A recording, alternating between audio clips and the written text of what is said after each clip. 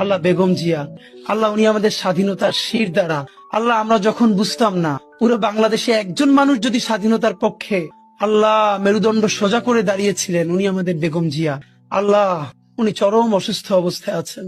আল্লাহ আমাদের প্রাণের অভিভাবক বেগম জিয়াকে আল্লাহ আপনি সুস্থ করে দেন।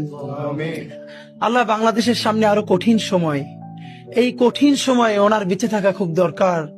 আল্লাহ উনি বেঁচে থেকেও যদি শুধু সবাইকে গাইড করে, পরামর্শ দেয়, সেটা আমাদের জন্য। আল্লাহ আমাদেরকে রাজনৈতিক মুরব্বী হারা আপনি কইরেন না।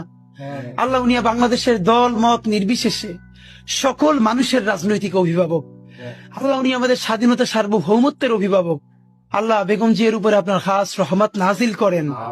হে আল্লাহ তার সমস্ত গুনাহগুলো মাফ করে দেন। হে আল্লাহ তাকে পরিপূর্ণরূপে সুস্থ করে দেন। আল্লাহ বেগম জিয়া তো একদিন অবশ্যই আপনার কাছে যাবে, কিন্তু বাংলাদেশ একটা স্থিতিশীল পর্যায়ে গেছে। আল্লাহ স্বাধীন সার্বভৌম একটা দেশ হিসেবে দাঁড়িয়ে গেছে। উনি যে লড়াইটা করেছিল, সেই লড়াইয়ের ন্যূনতম একটা ফসল ঘরে তোলা পর্যন্ত আল্লাহ ওনাকে নেক হায়াত দিয়ে দেন। আল্লাহ ওনার উপরে খাস রহমত নাজিল করেন। অতি দ্রুত ওনাকে শেফায়ে কুল্লিয়া আজেলা দেন। রব্বানা তাকাব্বাল মিন্না ইন্নাকা আনতাস সামিউল আলিম ওয়া তুব আলাইনা